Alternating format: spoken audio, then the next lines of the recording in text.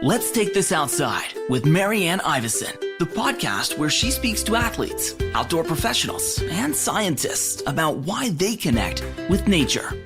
A multi-passionate and award-winning entrepreneur, Alicia Sims is the founder and CEO of Sea Tattooery, Truro Buzz Media and Productions, and Secret Nova Scotia. She and her husband Tyson are also the co-producers and hosts of the TV show Trailer Travels, where they travel around Nova Scotia in their Airstream trailer named the Clutterbug. Please welcome Alicia Sims. Alicia Sims, welcome to Let's Take This Outside for the 900th time. I'm telling you, we're going to get it right one of these times. Yeah, this is a little bit inside baseball, but we have tried many times. We both had COVID in the last month. I feel like we're both amateurs for some reason, even though neither of us are amateurs at this. I don't know what's happening. Anyway, welcome to the show. I love an entrepreneur. Let's just dive right in before our computers explode. Yeah, let's do that. Tell me about all the businesses that you currently run. You are the coolest. Thank you. I am a tattooer by trade. That's my first business that I started in 2014. I've been tattooing for 16 years. And then I made the leap to Nova Scotia and my own studio in 2014. When I moved here, I was showing all of the cool things that were happening in my area, which was surprising. I moved to rural Nova Scotia and everybody was like, why are you moving to Truro? It's so small. Like, why not the city? It's like, well, time and a place. It's where I wanted to be. It was the right place for me at the time. And I actually lucked out that when I did move here, a lot of other people were moving back. They were opening businesses. They were having really cool events. And the more that I was showcasing what was happening here, the more people were reaching out to me and saying like, hey, can you come cover this? Can you attend this? And organically, this passion project became another business of Truro Buzz Media and Publishing. I love what you do, but I, of course, want to narrow down the outdoor passion aspect. Where exactly did you grow up? I grew up in Mount Pearl, Newfoundland, and I lived there most of my life. I did move to Halifax to go to university in the early 2000s, and then I moved home for a while. And then I came back here in 2014 because I really wanted to be connected to the rest of the country. Like, I love Newfoundland. It's a fantastic place, but travel was high on my list. And basically, if you live in St. John's, you can drive for 12 hours and be in Port aux Basques, or from here, I can drive for 12 hours and be in Montreal. You describe yourself as a scrappy kid from Newfoundland. I want to make sure I'm saying this right. I'm also going there in June, so I want to make sure it's Newfoundland, right? That's right. That is right. Okay. What does a scrappy kid from Newfoundland, what does that mean? Well, I mean, I never expected that I was ever going to be an entrepreneur or a business owner. That just was not a blip on my radar. I didn't expect to start my own business, but when I had been tattooing for 7 years, I knew I wanted to do something more than work for someone else. I wanted more freedom to get out and explore, to work in different places. And it's not really fair to do that working for someone else. I mean, like, okay, I'm going to be gone for 6 months of the year working in other places. So that's what really sparked the idea to do that. I just, I wasn't a good student growing up. I didn't know how I learned until I became an adult and a business owner. And I started taking courses and I found out, what my learning style is. And it's really been a game changer since then. So yeah, I don't think any of the high school teachers would have thought I am where I am today. So scrappy means being bad at math, but really good at art. 100% resourceful, really resourceful to get out there and get her done. So I went to the east coast of Canada for the first time. I went to New Brunswick and PEI, just very short trip, which blows my mind that it took that long. I've been to the west coast like a billion times, and I'm going to Newfoundland, like I mentioned, next June. What are some of your favorite places? And what do you love so much about the East Coast? Because you do love to travel, but you make a lot of what you do in your TV show in the East Coast. Yeah, that's right. And I actually lured my husband to the East Coast because he's originally from Manitoba, but has been living most of his adult life in Alberta. And when I met him, it was like, I'm never moving to the West Coast. I need you to know that. He's like, well, I'm ready for a change. I was actually thinking about going out east, and it's been incredible. And then for us to get the TV show exploring Nova Scotia was pretty incredible on Eastlink Community TV. And it's just like nowhere else in the world here. I don't know how else to explain it. For Nova Scotia, you're never more than 67 kilometers from the ocean, no matter what direction you go. The food is spectacular. The people and the scenery is just next level. And the hospitality is really second to none. Like, Maritimers really love showing off their province. They love having people here. They love feeding you. And really, it's the scenery. Like, you can't go to Cape Breton and not hike through the Highlands and just have an incredible view in absolutely every direction. It is really the place to go if you love the outside. What are some of your favorite places? Well, Cape Breton Highlands for sure. In Nova Scotia specifically, yeah. We've done that 3 or 4 times now, and I still am seeing new things. Like this past year with the show, we went with T&T Outdoor Adventures to a place called Cape Clear, which I'd never heard of, and the view was just spectacular. And we actually can't wait to go back in the winter and do so they do side-by-side tours in the summer months, and then in the winter they do snowmobile tours. And we said, you know Oh, what, we cool. have to go back in the winter and do the snowmobile tour because they're incredible and the tour was incredible. I think anything that takes you to the ocean or a waterfall are definitely my favorite things. And they're very quintessential things that a lot of people come to Nova Scotia for. Same with Newfoundland. You're going to get all of those things in Newfoundland, just on a more rugged scale. Like, there's a reason they call it the Rock. The cliffs are so rocky. I hope you get to fly in on a clear day because the flight in is just absolutely breathtaking.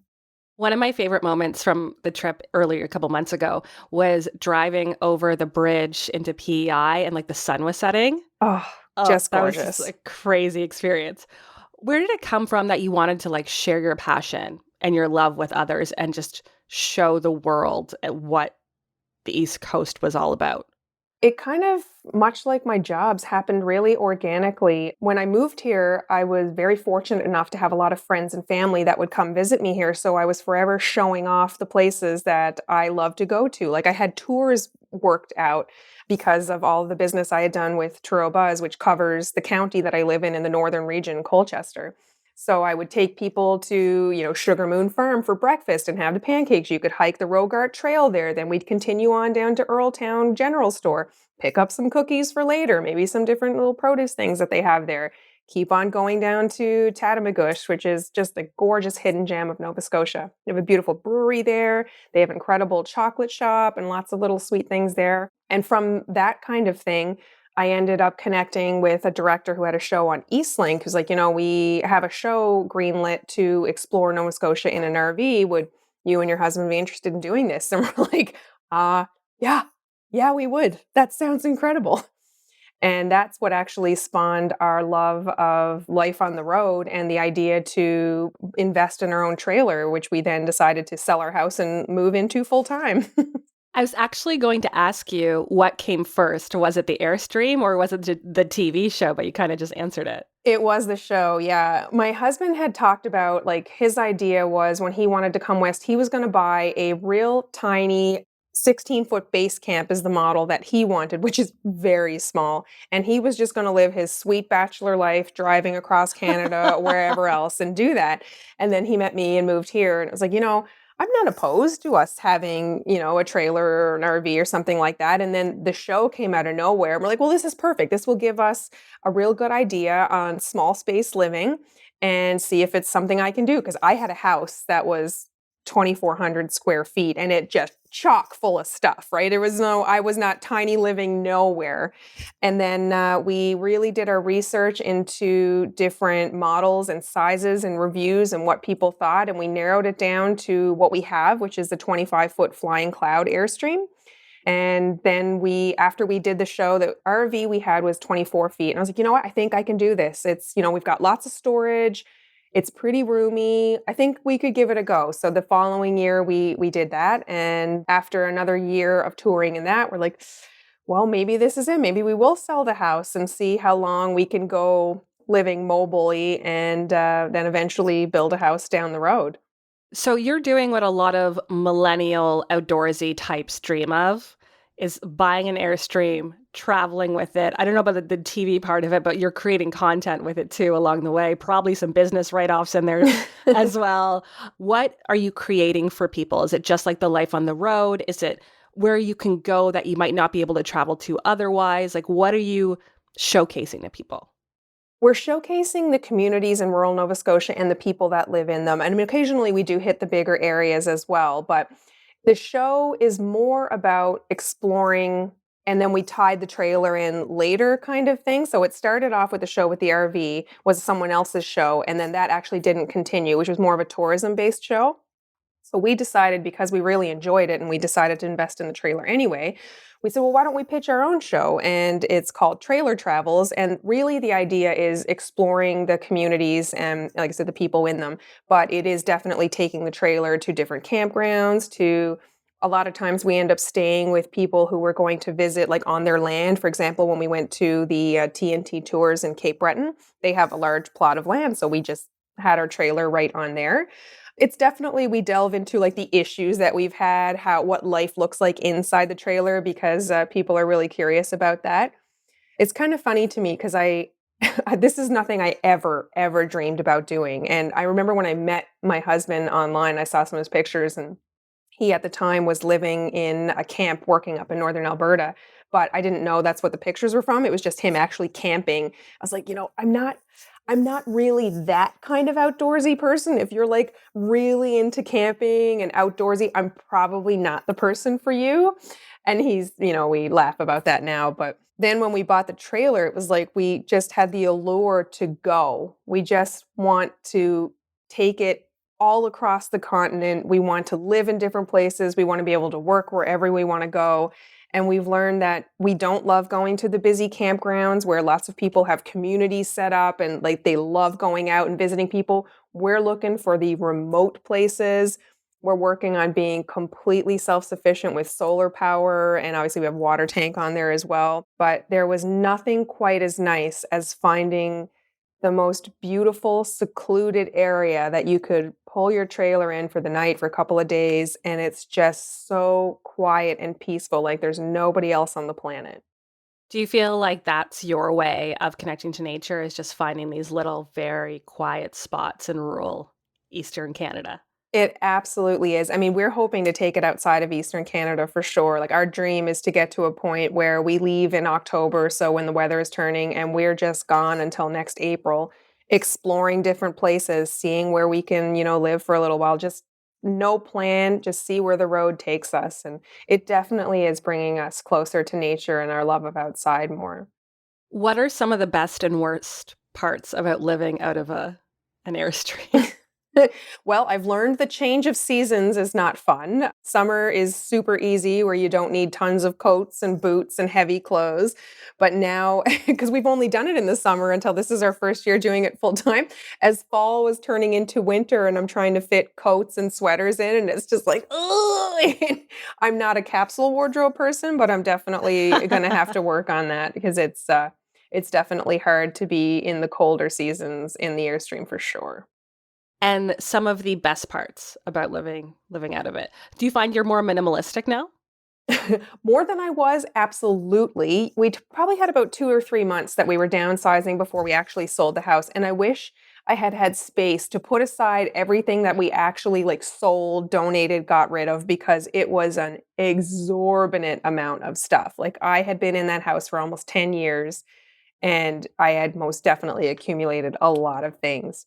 I think everyone should have to pare their life down to 182 square feet to see what you actually need or use. Like we had probably 5 different frying pans, which we cannot bring. We had to bring 2, one big one and a small one, and that's it. That kind of thing. Like we had all this kitchen stuff we brought in where it was like, we can't have all this. We have to keep paring down. So it took probably a month of living in it by the time we had really got, okay, this is what we actually need.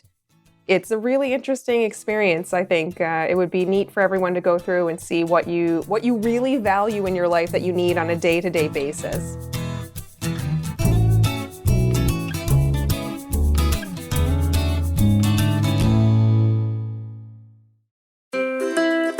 Let's Take This Outside now has a newsletter. Keep up to date with outdoor news, events, and great discount codes and deals from our partners. Sign up today at letstakethisoutside.ca. So what kind of luxuries do you have on it? Because I would imagine, is there something ridiculous like a little mini espresso machine? Is there things on it that you're like, I must have on for my luxury? Because like you, I love the outdoors. I could hike literally all day, but I need a warm shower at the At the end of the day, I don't mind camping, but I'd much rather have a cozy bed, get a great night's sleep, and start over the next day.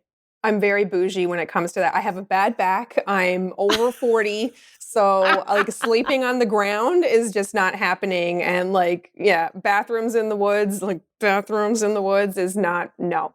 So I absolutely love that we can just haul this thing in the middle of the woods, by a water on a beach, and it's just so comfy and cozy inside. But no, we don't have an espresso machine. I wish we did.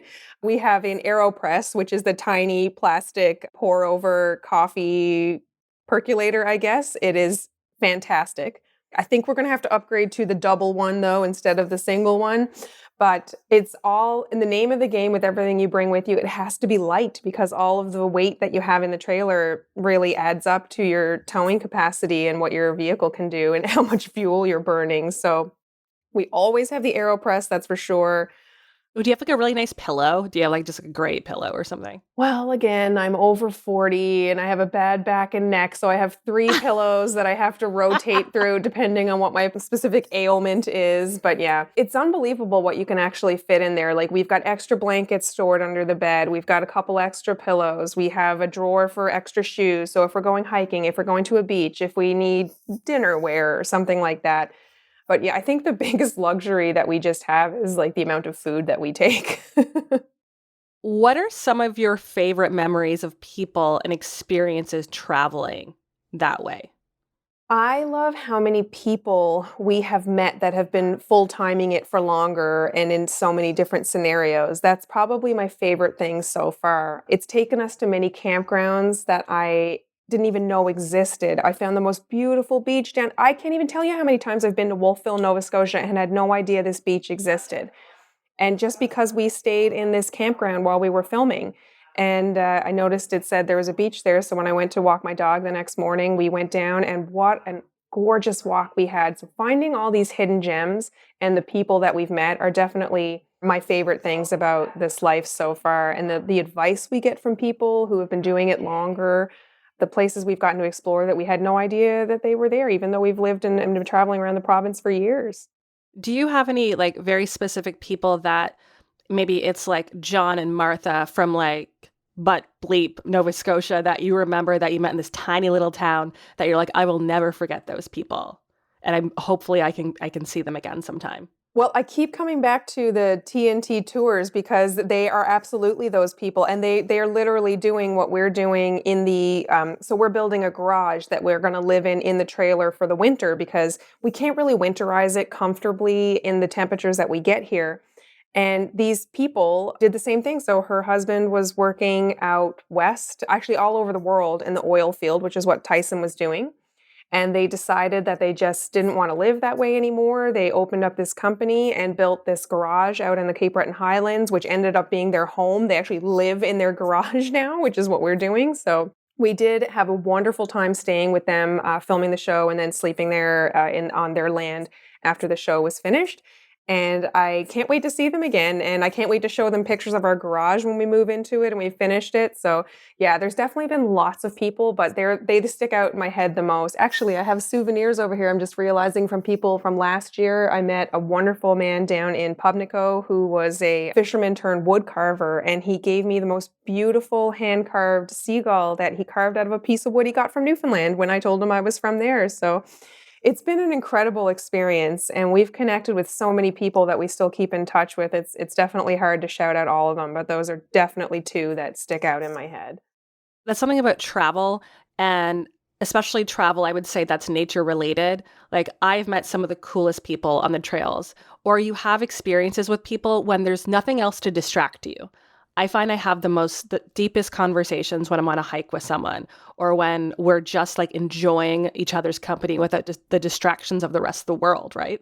That's so interesting. Yeah, absolutely. Like, it's so funny the where life takes you. Like, I never would have dreamed in 1,000 lifetimes that I would sell my house, move into a trailer, be moving more remote, and just be trying to work towards a life that allows me to work on the road so we can just explore and live life and not be just stuck in one location. Like we cannot wait to just drive with no plan and see where we end up and where do we want to stay and the people we meet along the way. Like the world is really a fabulous, awesome place there most times. So if you actually get a chance to get out and explore it, it's really something. You mentioned, I don't know if you meant trailer travel specifically, the show, but you wanted to bring your Airstream and just go for the winter. But do you want to film it? Do you want it to be trailer travels? Or would you bring trailer travels to like Ontario or Quebec or the West Coast or South Carolina? Like, do you have any goals? Or are you just like living every day, just trying to, like live your best life and live in the moment? A little bit of both. I mean, definitely the ultimate thing is living our best life and our life being that we want to not be shackled to a 9 to 5 at a desk. We want to be mobile. We want to get out and live. I mean, we still want to work. It's not like we're going to just give up and not have that. But we want to be the life we want looks a little different than we both thought it would. And I mean, yeah, I would absolutely be open to doing like Tyson, my husband, his family is in Alberta, and we're hoping that we'll be driving the trailer across Canada and exploring all the places on the way. I mean, could we make that a show? Absolutely. That would be incredible. So who knows what the future holds for the trailer travels. So say someone wanted, they were lucky enough to have a few months off in the year or even a month, and they really wanted to just like dip their toe in maybe like renting an Airstream or renting an RV.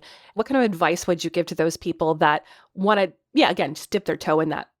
Well, you really got to pare down. That is the biggest thing. And that's rich coming from me if you knew that. But you really do need to limit what you take because I mean, we all know what gas prices are like right now. So if it's not cheap to be able to travel driving a large truck or an SUV with a trailer and pulling it. So you definitely want to pare down so it's as light as possible. Not just like, oh my God, you need just bare essentials, what you need to get by, but really you want to prioritize. Don't bring maybe 10 books with you. Maybe invest in an e-reader instead or something like that, right? Yeah. Silicone dishes, things like that. I'd say get out and do it. Like for us, it was great to rent it and give it a try on a smaller scale with something we weren't financially committed to at the time to see if we could do it. And we only had it for about 2 or 3 weeks, not quite a month, I think, that first time. But that, when people say to Tyson, how did he get me to do this? I attribute it to that. It was a real soft lean into it. It wasn't just a sell the house and go. We were lucky that we tried the RV, which was 24 feet. We say, okay, we gave that a go. Then we tried the trailer while we still had no plans to sell the house. And then we really had a lot of time to kind of settle into what life would look like at that size, at that scale, at that cost, because that's the biggest allure to us right now of not building a house is like, we just want to be mortgage free for a couple of years if we can make it so that we can travel and make the most of our money to do the things we really want to do in life, go see places, experience the people, the food especially that's the big one for me. So you soft launch into this. You didn't just 100%. I mean, some people is pull the Band-Aid off and go and good to you. But for me, I think I attribute the success to really just giving it a try, doing our research, knowing what the cost was going to be and what it really is to live in there because it is quite small. Like if we have an argument, the best I can do is pull a curtain across the bedroom area while he's at the dinette. It's true. Yeah, exactly. You have to really like your person. Yeah, the bathroom is right next to the bed. Yeah. So you really, you get to know people really, really well in that kind of small space. Are you still doing Truro Buzz? I am. Yeah, absolutely. You are. Okay. So if people wanted to find out more or like, could they still do that? Absolutely. Yeah. There's TruroBuzz.com or you can find us online under the social handles of Truro Buzz. And everyone should come out to see the East Coast. There's so much incredible hiking and food and beaches. Oh my God, the beaches and the waterfalls everywhere. It is just an outdoor lover's haven. I'm going to have to message you after because I really need your help with picking some stuff in Newfoundland. Oh, please. I already am making a list of things that you need to do. Are you going like all across the province or just on one? So part of it is, and it's also going to be part of the podcast as well, but I'm part of the Travel Media Association of Canada and they do their summit every year. And it's in St. John's. I'm hoping to be there. I have to do the application. So do the application. Maybe I could recommend you. Okay. We have to talk about this not on the podcast, 100%. But that would be, now you have to. That's so funny. When you said June, it didn't even click into me. That was like, that's in the first week of June. Alicia Sims. I'm going to put all the links, trailer travels. You can follow all of it on social media as well. You're so inspiring. And I hope at least one person listens to this and like, maybe I'll try like one of those drop, what are they called? Like a droplet trailers? Yeah, the teardrop just trailers. Like, I'm not even sure. Teardrop. Yeah. And just like give it a little shot. Oh man, absolutely. If you're thinking about or have any questions at all, do not hesitate to reach out to me because I would be all too happy to talk about the experience, good and bad, 100%. Thanks, Alicia. Thank you. Thanks for listening. For more Let's Take This Outside, go to letstakethisoutside.ca. Produced and distributed by the Sound Off Media Company.